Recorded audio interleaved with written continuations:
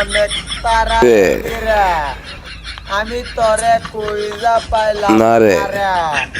আবেদন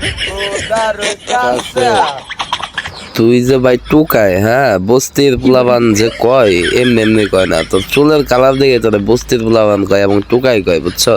তোরে ভাই টুকাই থেকে তুই এমনি ভাইরাল হইলি কেমনে ভাই? তোর টুকাই একটা, আর তুই গান গাছ না মাথা নষ্ট, মানে পাগল বানিয়ে ফেলাস।